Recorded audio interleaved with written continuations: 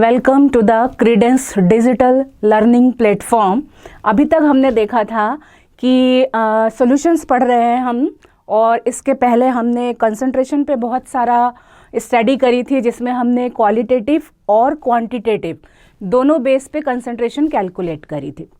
मतलब normality, molarity, ये आपका क्वांटिटेटिव हो गया, और डाइल्यूट और कंसंट्रेट की बात करते हैं तो ये क्वालिटेटिव हो जाता है। अब हम आगे बढ़ते हैं इस चैप्टर में, और आज के लेक्चर में हम समझेंगे कि कॉलिगेटिव प्रॉपर्टीज़ क्या होती हैं। तो कॉलिगेटिव प्रॉपर्टी, एक्चुअली ये जो वर्ड आया है कॉलिगेटिव, ये आया है एक लैटिन वर्ड कॉलिगेटस। कॉलिगेटस का मतलब होता है बाइंड टुगेदर।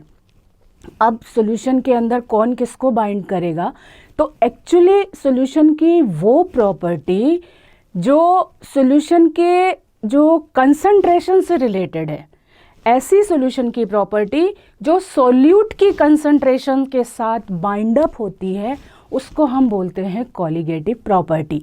या और इसको सिंपल करके बोलें तो सॉल्यूशन की वो प्रॉपर्टीज़ जो सॉल्यूट के number of moles per depend करती है, उनको हम कहते हैं colligative properties.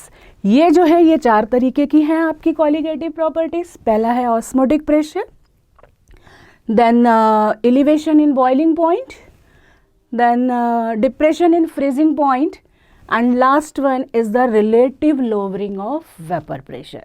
So these are the 4 properties which comes under colligative properties, and these all are directly related with the number of moles of solute particles. हमको पता है कि हम बाइनरी सॉल्यूशन के बारे में पढ़ रहे हैं।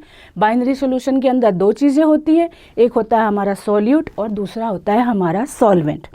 तो ये जो प्रॉपर्टी है कॉलिगेटिव, ये डिपेंड कर रही है केवल number of moles of solute, बाकी किसी और फैक्टर के ऊपर ये डिपेंड नहीं करती है। ना तो सॉल्यूट का नेचर कैसा है या सॉल्वेंट का नेचर कैसा है, इन सब चीज़ों से इसका कोई लेना देना नहीं है। केवल सॉल्यूट कितना प्रेजेंट है उस सॉल्वेंट के अंदर, कितने नंबर ऑफ मोल्स हैं, उस पर डिपेंड करती है। अब जैसे फॉर एग्जांपल हम